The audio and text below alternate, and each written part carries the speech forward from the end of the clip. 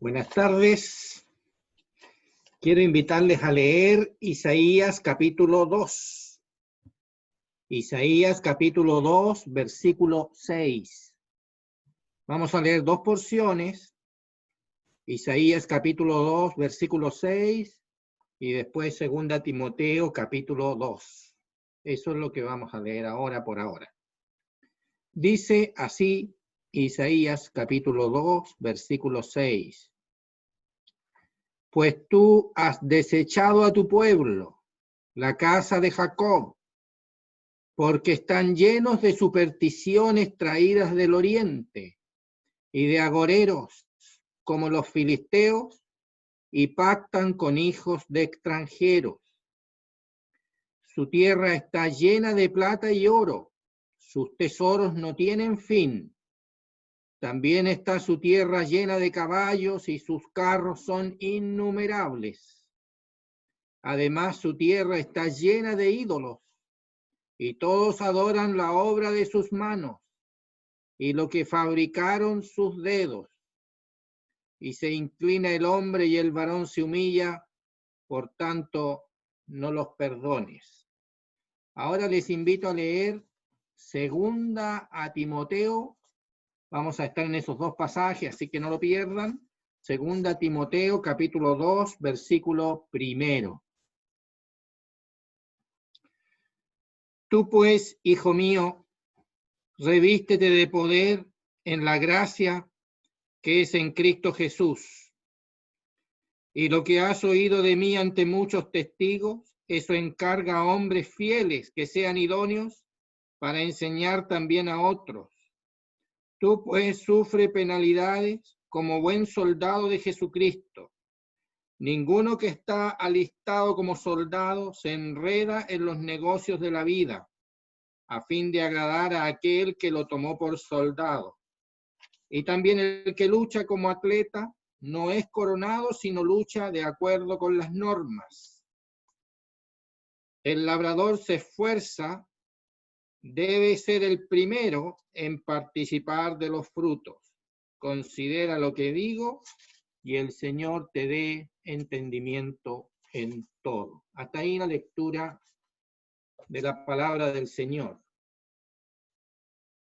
La porción de Isaías con la porción de Timoteo que hemos leído, 2 Timoteo capítulo 2, son con contraste, o sea, están a la distancia como del oriente al occidente, pero hay un paralelismo entre ambas dos porciones, y por eso lo tomamos en esta oportunidad.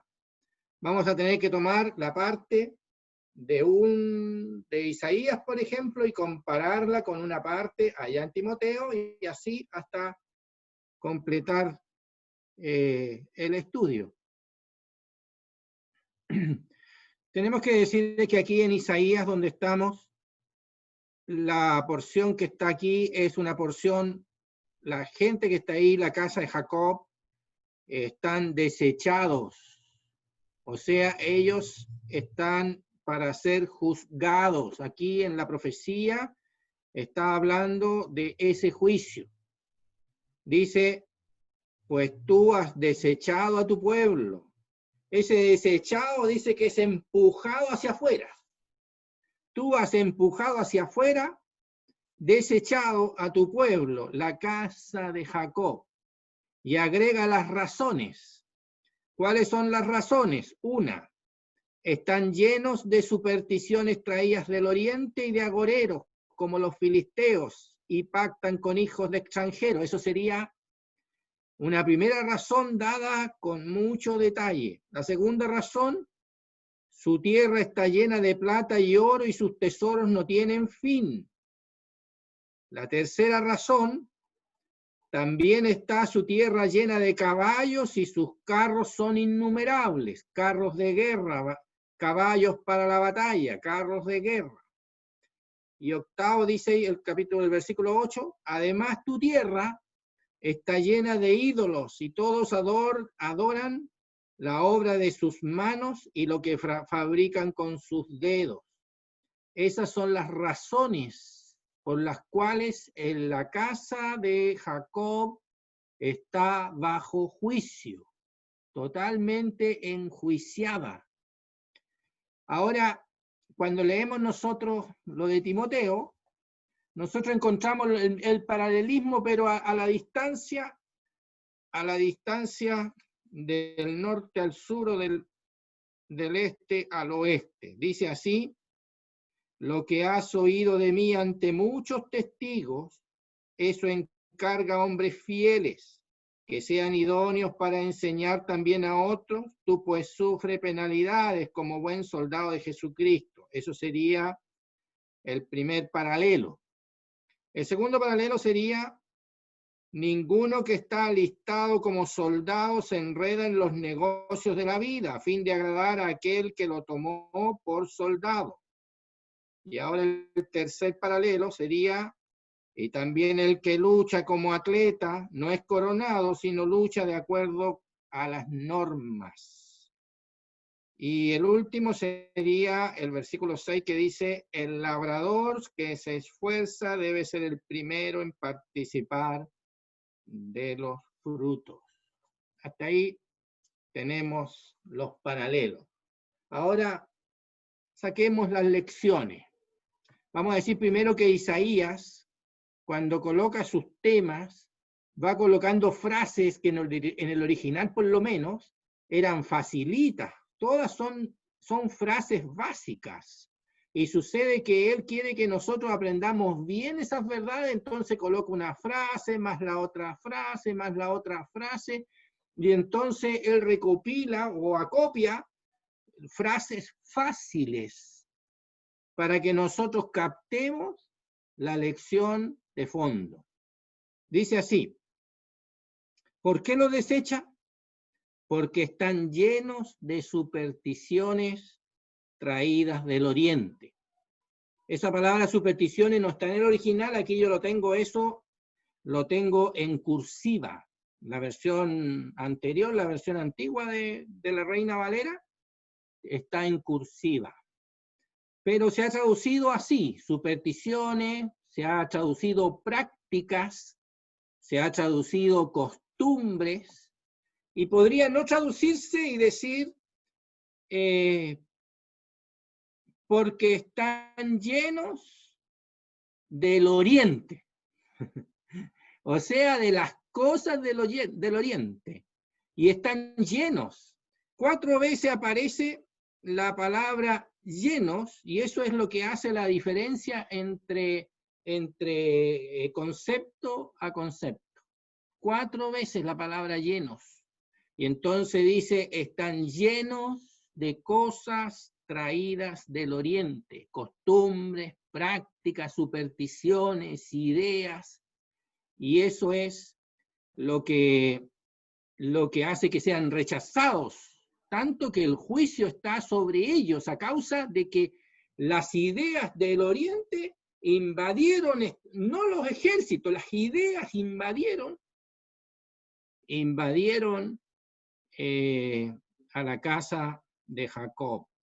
Pero no solamente las ideas, porque dice aquí: y de agoreros, como los filisteos. Esas son personas, estos son seres humanos. Los agoreros significa que son los adivinos, los hechiceros, son aquellos que manejan la información pagana, y con ellos administran ahí en la casa, en medio de la casa de Jacob, todo ese material y todas esas personas que son rechazadas por la palabra de Dios, absolutamente rechazadas.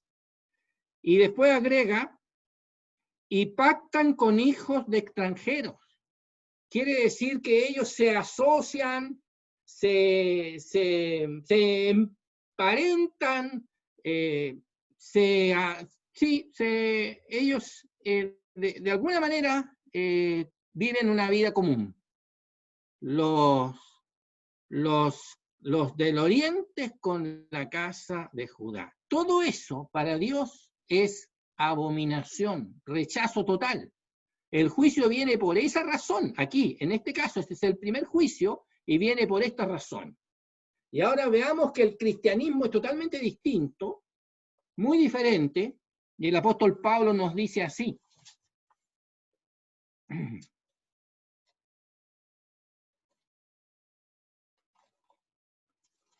Ya, dice así.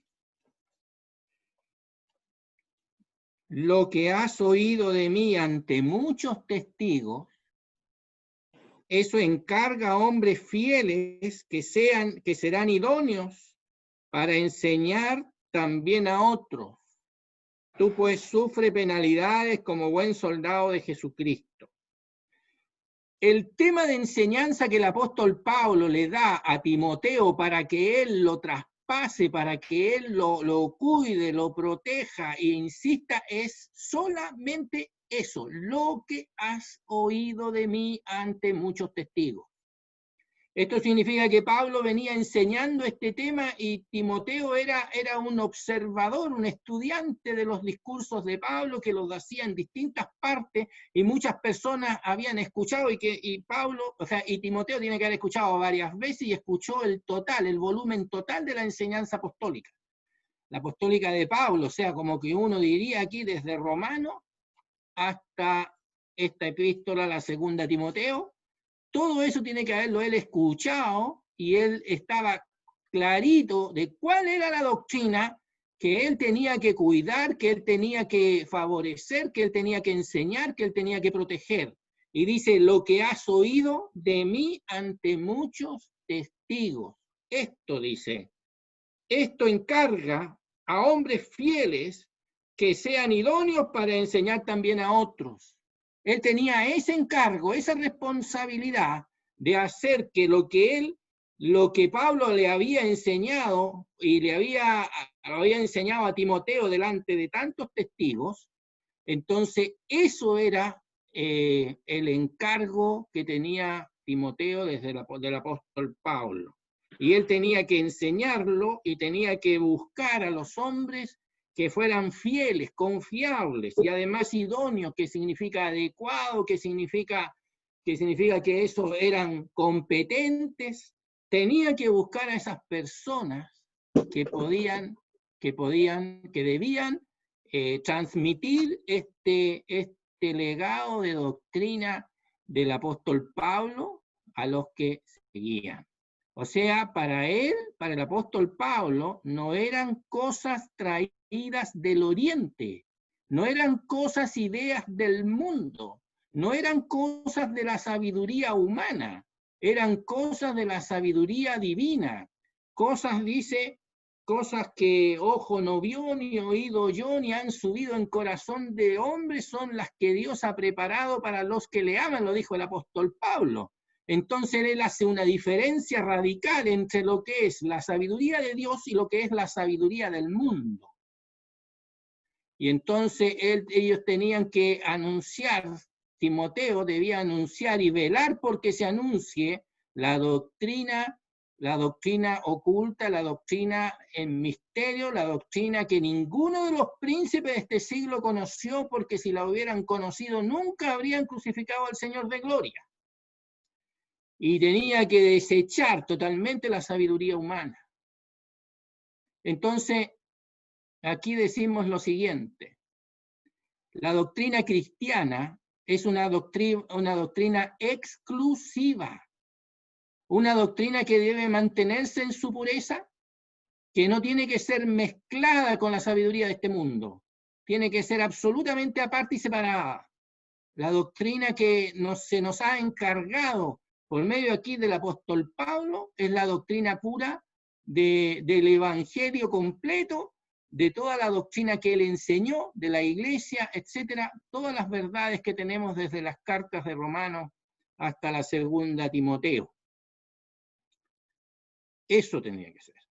Entonces, si uno mira y compara que lo que dice en Isaías, a ellos les acarrió el juicio de Dios. Lo que se dice aquí en la segunda Timoteo, le acarrea la aprobación. En cuanto a los que son los encargados, dice, hombres fieles, que sean idóneos para enseñar también a otros, hombres fieles. En cambio, en Isaías habían los agoreros, los personajes del paganismo, que estaban reprobados ellos, y tenemos ahí un paralelo. Nosotros tenemos que ser como Timoteo y como los hombres fieles que tienen las condiciones, que son idóneos para enseñar también a otros.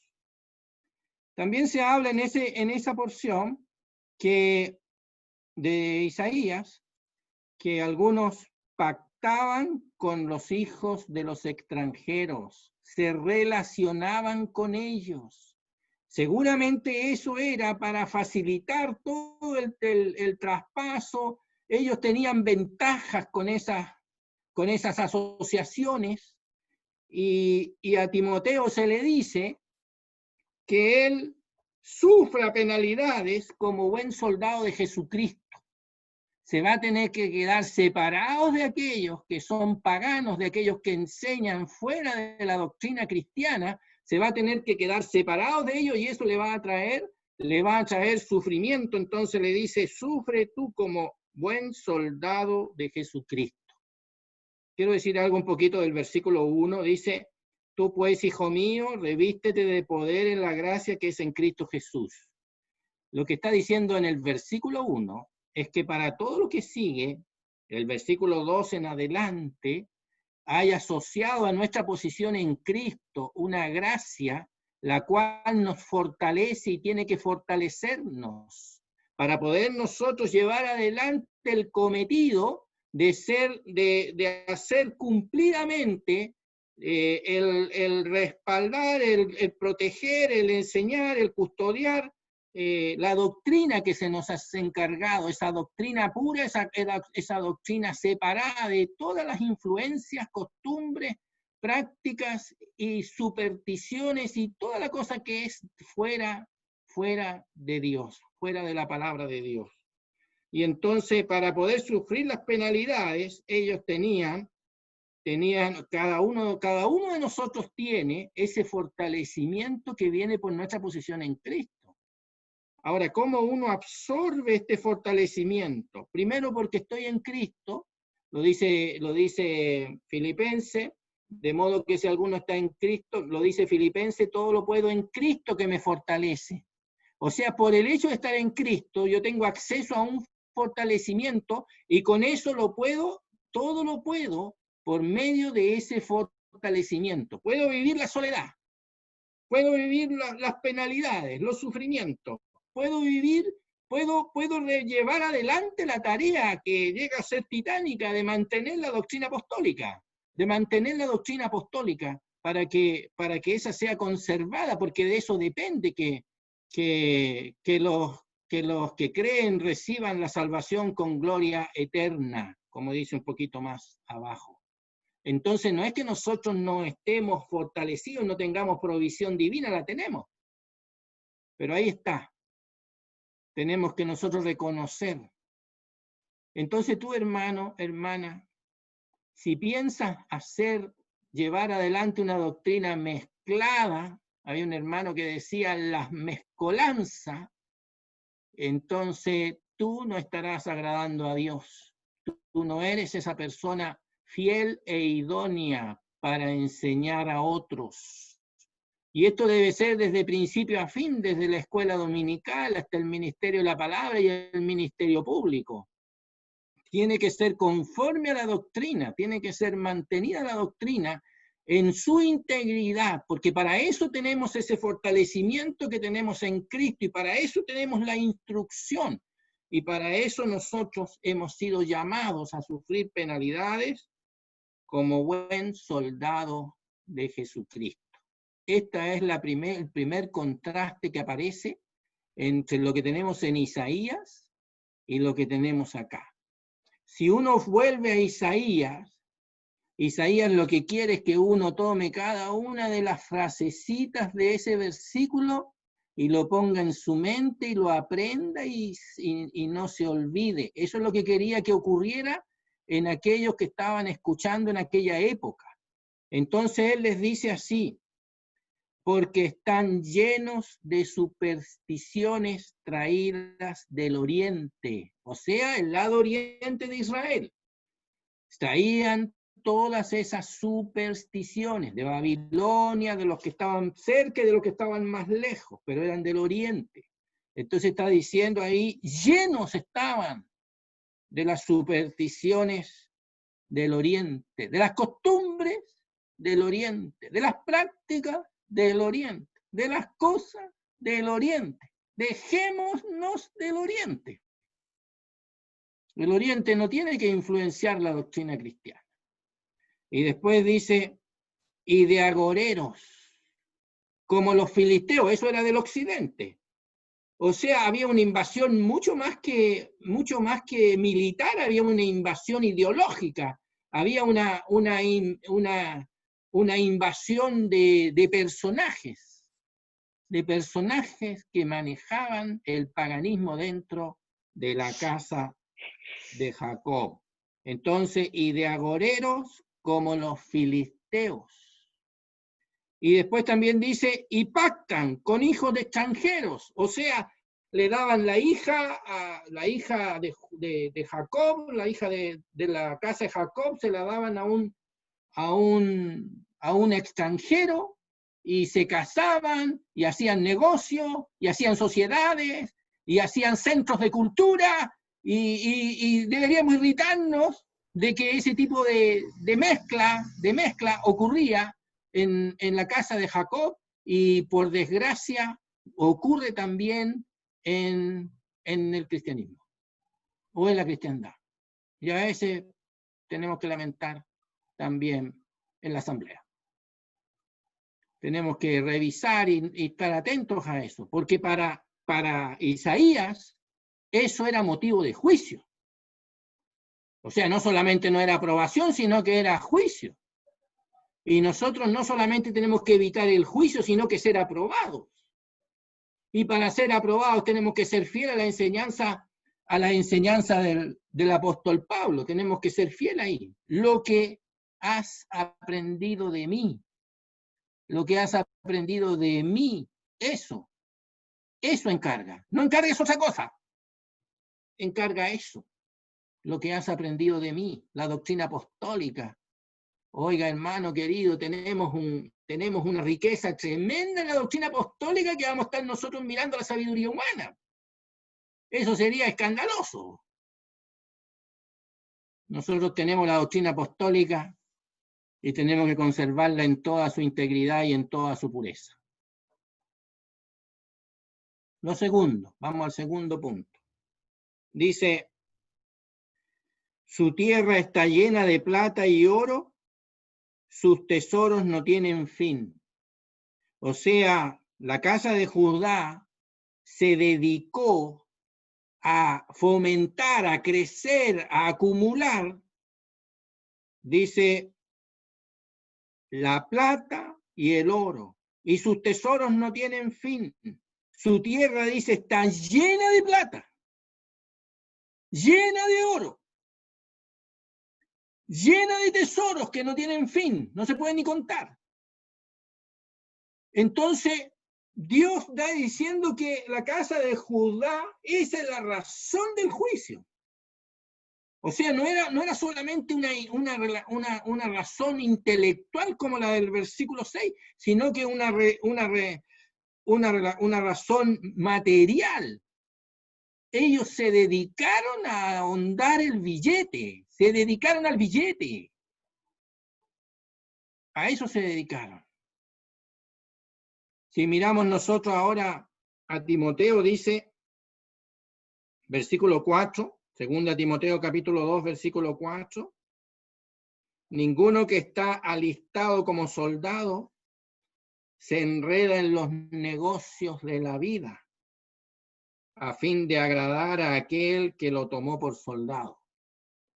O sea, si uno ve cuál es la enseñanza de la palabra de Dios respecto a las cosas materiales para el soldado, para el que ha sido alistado, y por lo tanto para usted, hermano, y para usted, hermana, que es creyente y que usted asume ese rol, para usted la enseñanza es la misma que dice Timoteo, dice capítulo la primera Timoteo dice, teniendo sustento y abrigo, estemos contentos con eso. Nosotros trabajamos en lo secular para eso, para tener sustento y abrigo. Si vamos un poquito más allá en Efesios, trabajamos para tener que compartir con el que padece necesidad. Ese es el objetivo. El objetivo no es involucrarnos en las cosas de este mundo. El objetivo mucho menos es enredarnos en las cosas de este mundo. Sí, Dios puede bendecir a un hermano, pero cuidado que ese hermano tiene cierto peligro. El libro de los Proverbios dice, no me des riqueza ni pobreza. No me des riqueza, no sea que me olvide de ti. No me des pobreza, no sea que te ofenda, que yo te ofenda y te deje. No sea que yo actúe mal si por medio de la pobreza. Manténme el pan cotidiano, manténme el pan necesario, susténtame tú. Entonces, el cristianismo, hermano, no tiene por dónde enredarse en las cosas de este mundo. Por lo tanto, cuando uno se enreda en las cosas de este mundo, es sencillamente que está abandonando el principio del hombre que es llamado para su servicio. ¿Y qué pasa con la casa de Judá, con la casa de Jacob? Dice, su tierra está llena de plata y oro, sus tesoros no tienen fin. ¿Cómo lo consiguieron? ¿Cómo conseguían ellos todas estas cosas? Miren, en el versículo 21 del capítulo 1, dice así, ¿cómo se ha convertido en ramera la ciudad fiel? Llena estaba de justicia, en ella habitaba la equidad, pero ahora los homicidas. Tu plata se ha convertido en escorias, tu vino mezclado con agua, tus príncipes rebeldes y compañeros de ladrones. Ahí está el punto. Ellos se dedicaron al robo y fueron, si no eran los ladrones, eran los compañeros de los ladrones. Y entonces dice, todos aman el soborno, van tras la recompensa, hacían negocio de la justicia. Hacían negocio de la justicia. Todos aman el soborno, van tras la recompensa, no hacen justicia al huérfano, ni llega a ellos la causa de la viuda. ¿Por qué no hacían justicia al huérfano? Porque no era interesante ese caso. Ese caso no les reportaba a ellos un pago económico, un pago importante. No le podían cobrar una cifra interesante. Entonces desechaban esos casos. Y sucede que a los huérfanos no les llegaba la justicia en esos tribunales judíos. Y a la viuda menos. La viuda era pasada a llevar, era considerada que Dios la había abandonado y muchas otras cosas más. Entonces, no era negocio para los judíos. Los judíos querían esos casos donde podían ellos cobrar harto, lo suficiente, y así se hacían ricos. Y no solamente eso, miren lo que hay en el capítulo 5 de este libro, versículo 8. Dice, ay de los que juntan casa a casa y añaden heredad a heredad hasta ocuparlo todo, hasta quedaros vosotros solo en medio de la tierra. En la versión que seguramente están leyendo ustedes dice, ¿acaso te quedaréis solo en la tierra? O sea, antes de quedarse solo tienen una tremenda crisis social, porque nadie va a ser desalojado de tal manera que más sencillamente todos se van a ir contra el usurero, monopolista, dueño de todas las tierras, el terrateniente, dueño de todo. Va a haber una tremenda crisis. Pero eso es lo que hacen. Añaden casa a casa, heredad a heredad, hasta ocuparlo todo. Y están bajo juicio. Dice, ha llegado a mis oídos de parte de Jehová de los ejércitos que muchas casas que han de quedar asoladas, O sea, cuando venga el juicio, esas casas que eran las más caras, las más bellas, las más destacadas de todas esas casas, hasta esas casas van a quedar asoladas. Y ellos van a arrancar ahí, a meterse a las cuevas, a las peñas, a esconderse ante el juicio de Dios. ¿Por qué eso? Porque el pecado hace que la persona se involucre en las cosas de esta vida desmedidamente, con injusticia y con egoísmo, y ese amor al dinero, dice el que quiere enriquecerse, el que quiere hacerse rico, entonces obtiene mucho daño, mucho mal. Hermano, nosotros tenemos que ser libres del amor al dinero. Tenemos que ser libres de ese afán de este mundo. Tenemos todas las promesas para vivir en este mundo conforme a la fe, conforme a la fe que Dios nos da. Dice ahí, fortaleceos en la gracia que es en Cristo. Tenemos ese fortalecimiento para todas las peripecias de la vida, para todas las peripecias de la pobreza, para todas las peripecias incluso de la enfermedad. Tenemos esa gracia para vivir eso. Y Dios está ahí fortaleciéndole para que nosotros, los siervos suyos, los que estamos con Él, los que estamos en esta línea, y espero que tú lo estés, nosotros tenemos toda la provisión divina para cursar este tiempo hasta la venida del Señor en esta fidelidad. Hombres fieles que sean idóneos, capaces de enseñar a otros. Pasemos ahora a la tercera. Tenemos allí lo siguiente. Versículo 7. También está su tierra llena de caballos de guerra. Eso es lo que debería traducirse. Llena de caballos de guerra, y sus carros de guerra son innumerables. ¿Qué son los carros de guerra? Esos no son carros de paseo, esos son carros de guerra. Entonces, ellos estaban llenos de violencia. Ellos estaban llenos de esa guerra, pero en ediciones. Y entonces eso es condenado. Totalmente condenado. Por eso el juicio. Por los carros de guerra.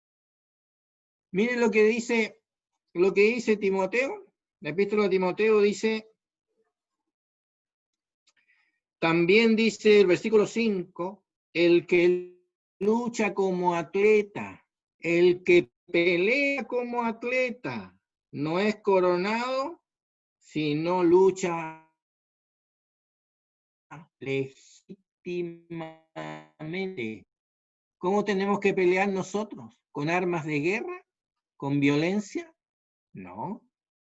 Dice Zacarías capítulo 4, le dice el profeta Zacarías a Zorobabel, le dice que la edificación no se haría con ejército, ni con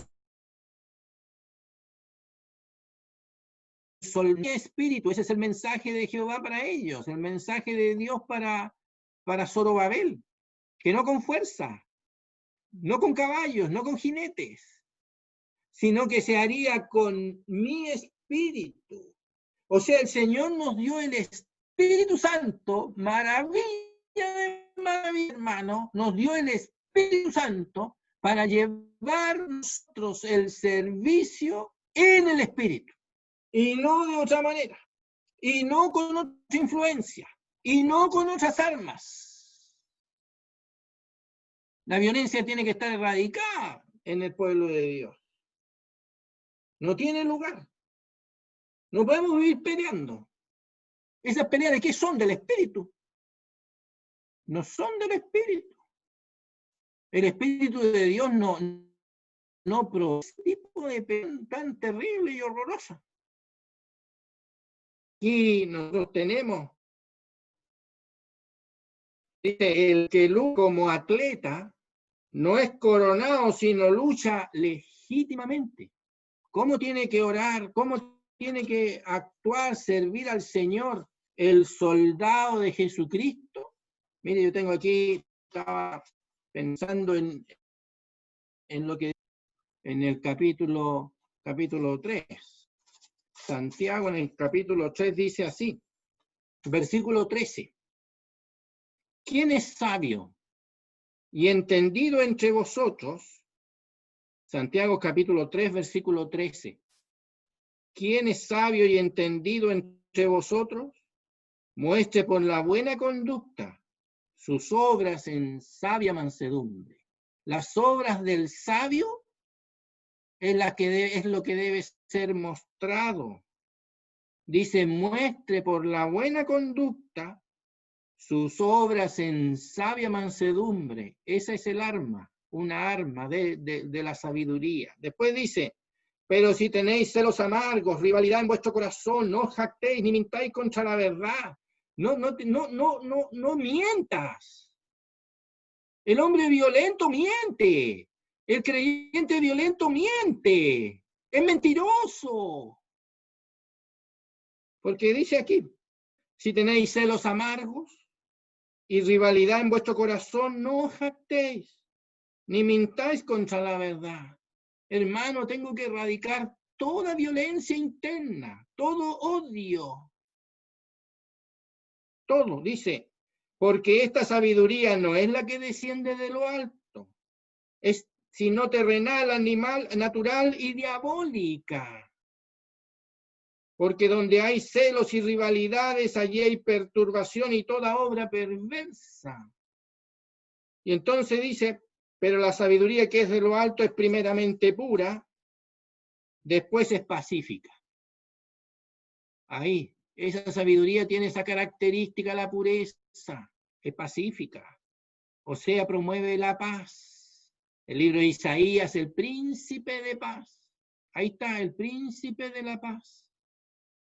Y entonces pacífica.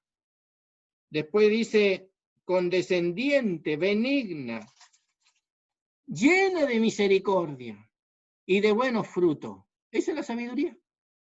Esas son las reglas del juego. Eso es lo que hace un servicio que sea legítimo. Eso es lo que hace que un servicio sea aprobado. La sabiduría, no la sabiduría de lo alto. Pues no la sabiduría diabólica, sino la sabiduría que viene de lo alto, de nuestro Dios. Y entonces dice, el fruto de justicia se siembra en paz para aquellos que hacen la paz. Quiere decir que los obreros, los predicadores, los enseñadores, tienen que estar ellos pacificados y enseñar aquello que promueve la paz. La doctrina cristiana promueve la paz. La doctrina cristiana pacifica el corazón. La doctrina cristiana pacifica la iglesia. La doctrina cristiana pacifica los hogares. La doctrina cristiana pacifica al creyente. Y si nosotros fuéramos más allá, tendríamos que decir que el mundo, como tiene la sabiduría del diablo, diabólica, se levanta contra los creyentes. Pero nosotros somos llamados a tener paz interior y a fomentar la paz. Y la iglesia es llamada a ser un reducto pacífico de paz. ¿Es así? Bien, podríamos pasar al último. Al último paralelo, la última texto, que dice, además tu tierra está llena de ídolos, y todos adoran la obra de sus manos, y lo que fabricaron sus dedos. Mire a qué se dedicaba Israel, a qué se dedicaban la casa de Judá. Se ponían a hacer ídolos con las manos. Se ponían a hacer eso. Y después lo mostrarían y lo publicarían. Y llamarían a todos a reconocer a esos ídolos. Ese era su trabajo. Esa era su ocupación. Dice, tu tierra está llena de ídolos. Y todos adoran la obra de sus manos y lo que fabricaron sus dedos. Me imagino cómo traerían ídolos del oriente, cómo traerían ídolos del occidente, cómo ellos fabricarían sus ídolos, cómo ellos tenían exhibición de ídolos.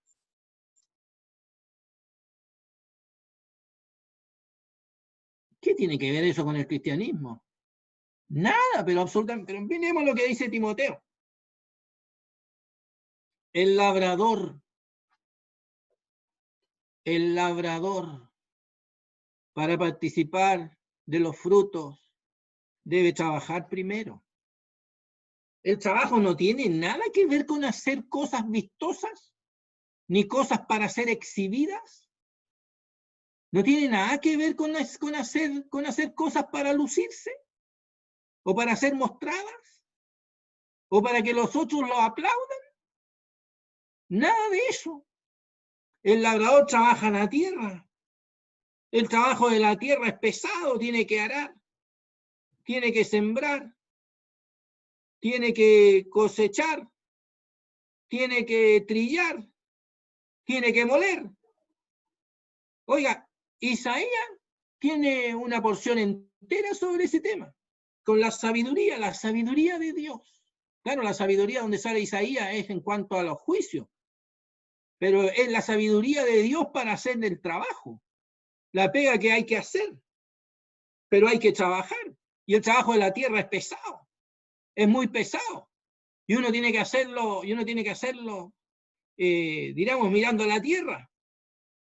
Y tiene que hacerlo con animales de carga, con animales de tiro, con animales de peso, que pesan, que tienen fuerza. Oiga, el trabajo es tremendo. Nada que ver con la idolatría, nada que ver con la exhibición, nada que ver con esa publicidad, nada que ver con aquello que despierta la atención del mundo, oiga, nada que ver con eso.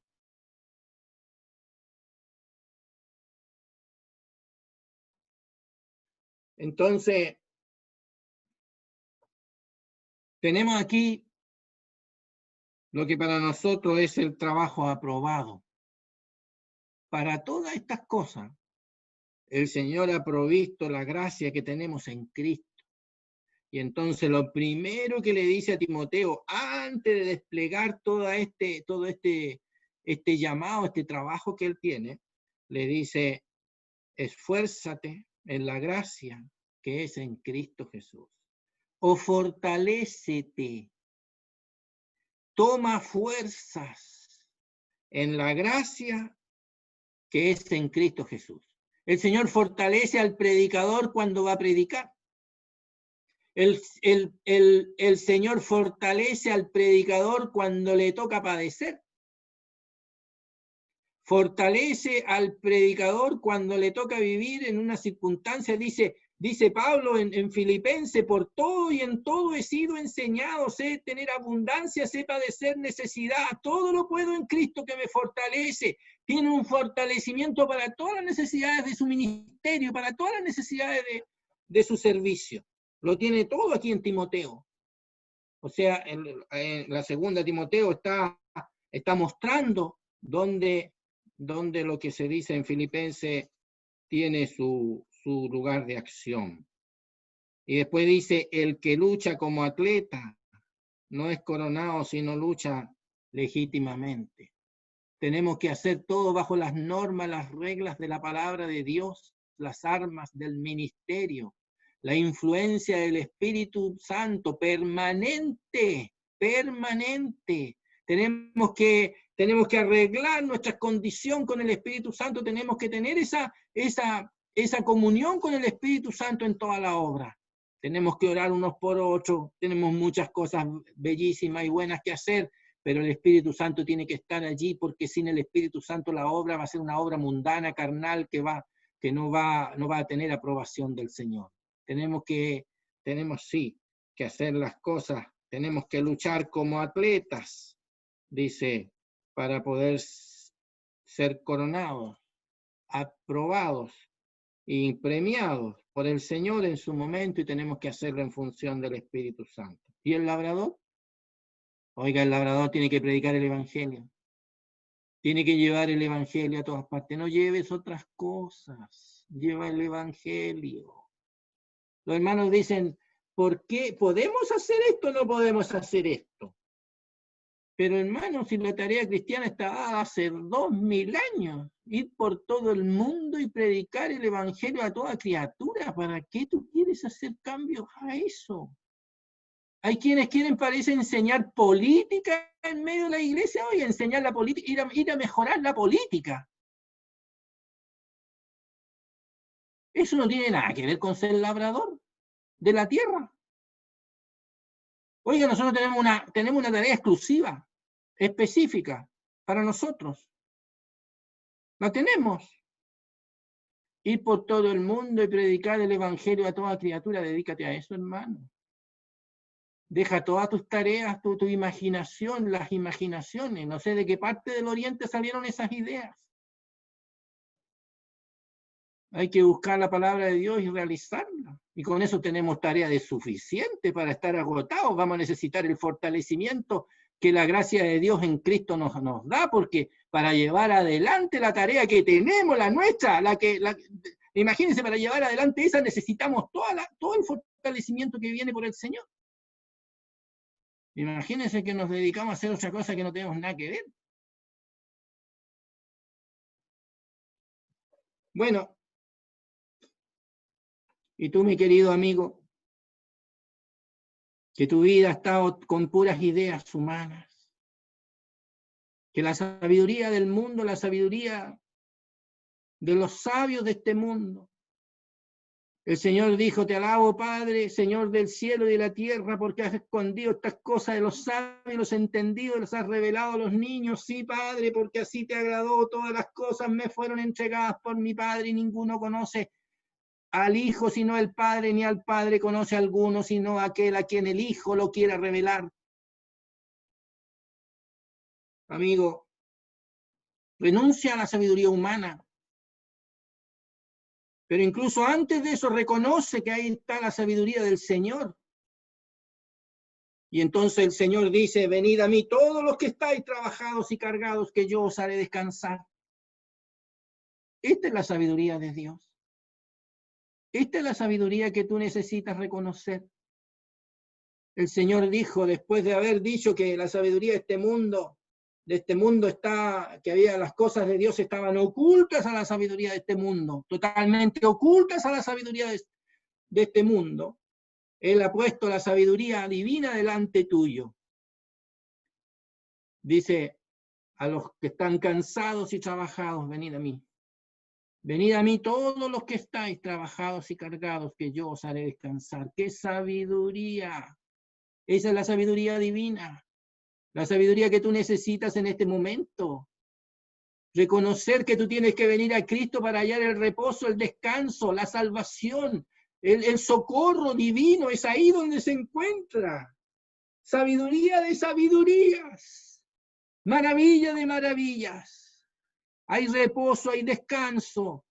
Hay ese fortalecimiento. Hay salvación en Cristo. Está la salvación en el Señor. Dice, venid a mí. Todos los que estáis trabajados y cargados, que yo os haré descansar. ¿Por qué no lo haces ahora? ¿Por qué no te das cuenta que estás entre una sabiduría condenada y una sabiduría que salva? Una sabiduría que le hace daño a este mundo, que va a venir el juicio sobre este mundo precisamente porque esta sabiduría ha dañado a este mundo y lo corrompe cada vez más. Y hay una sabiduría que salva, y salva eternamente. Esa sabiduría pasa por Cristo, por venir al Señor. Ahí está, ahí se encuentra. Ahí está el descanso, ahí está el reposo. La sabiduría es que tú vienes a Cristo y haya salvación y haya descanso. Yo os haré descansar. Yo os haré descansar, tendrás paz en el corazón, tendrás quietud, esa quietud que el corazón de todos nosotros necesita y que tú deberías venir a buscar a Cristo. Ven a buscarlo, eso es para ti. Esa es la condescendencia en la sabiduría divina. Nosotros que estamos aquí, que hemos recibido al Señor, la tenemos por la gracia de Dios. Bendita gracia. Y aún nosotros vamos creciendo en gracia porque dice, aprended de mí que soy manso y humilde de corazón y hallaréis gracia, y hallaréis y hallaréis descanso para vuestras almas. O sea, nosotros vamos de descanso en descanso. Cuando nos extraviamos tenemos que ser corregidos, pero cuando volvemos caminamos por una senda de descanso en descanso, porque nosotros vamos aprendiendo de aquel que dijo, aprended de mí que yo soy manso y humilde de corazón, y hallaréis descanso para vuestras almas, porque mi carga es liviana, ligera mi carga. ¿No vendrás tú ahora al Señor? Te toca. Un día lo hicimos nosotros. Ahora te toca a ti reconocer la sabiduría divina, reconocer al Señor, recibir al Señor como tu Salvador. Él es tu reposo, Él es tu descanso, Él es tu alivio, Él es tu seguridad, Él es todo lo que tú necesitas. Ahí está la puerta, ahí está el Salvador. Recíbelo. El Señor bendiga su palabra.